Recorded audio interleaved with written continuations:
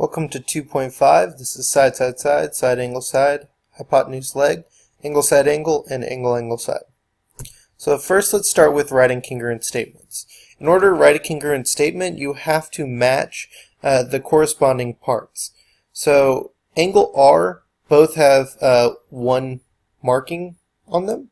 So we can start with R, then we move to the number 2 one. So triangle RST is congruent to triangle RIH.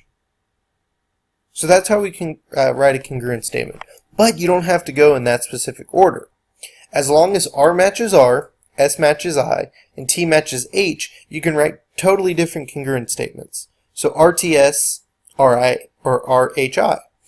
What happened was we switched the H and the I, the T and the S location, and it's still a congruent statement.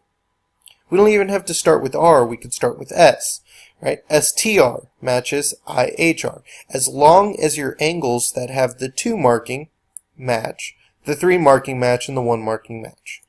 There are a total of 6 different congruent statements you can write here, and we're only requiring you to write 1.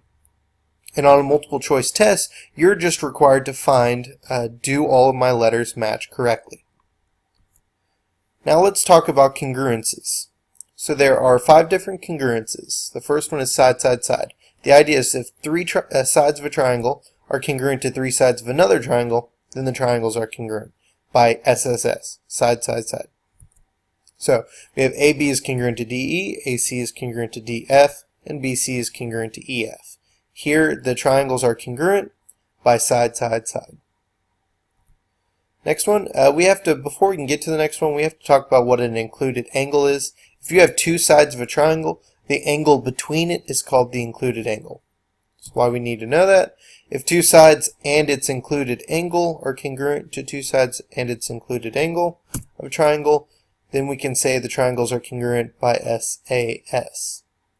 So AB is congruent to DF, angle A is congruent to angle D, and AC is congruent to DE, and this creates side, angle, side, so the triangles are therefore congruent.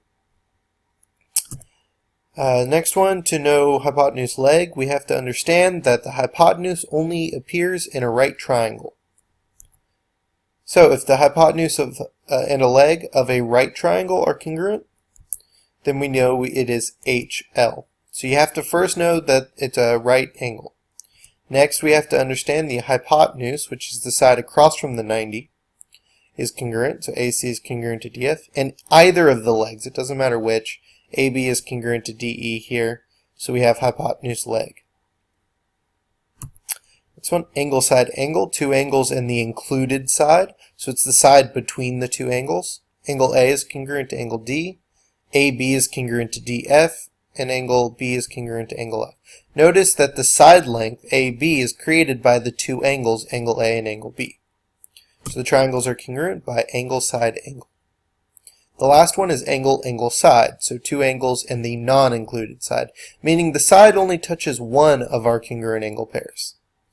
So angle B and angle F, angle A and angle D, AC and DE. Notice that only one of the letters is repeated from our angles. So 2 angles and the non-included side is angle, angle, side. So let's look at how we use this. False shortcuts. Before we can do that, there are 2 combinations that do not work. SSA is a bad word backwards. It does not prove congruence, and AAA does not work. So our first example here, we have 3 pairs of sides. So this is side, side, side. The second example, we have a reflexive side which we can mark. You always mark the reflexive side. And this is a right triangle with a hypotenuse and leg. The next one only has 2 markings, which is not enough information, so they're not congruent. The last one has a pair of vertical angles. You always mark the vertical angles and the reflexive sides. So here we have side, angle, side. A couple more examples. We have vertical angles, so we mark those. And here we have 2 angles and a side. The side is not between, so it's angle, angle, side.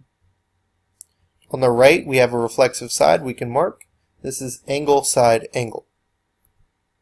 In the bottom one, we have AAA, which does not work, so it's not congruent. Now, a couple of things we need to know extra. The question here is asking what else do we need to know to prove?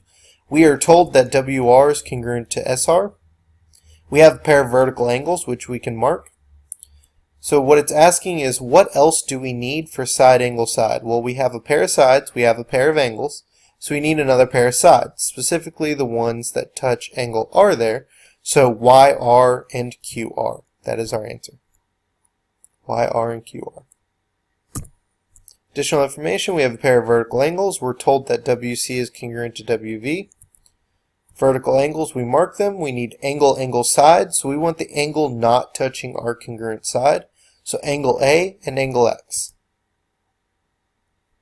Last example here, we want angle side angle. We have a pair of angles, which is WVU and VUT. We have a reflexive side, which we can mark. To say angle side angle, we need the other pair of angles touching that side, which is WUV and TVU. Good luck on the practice.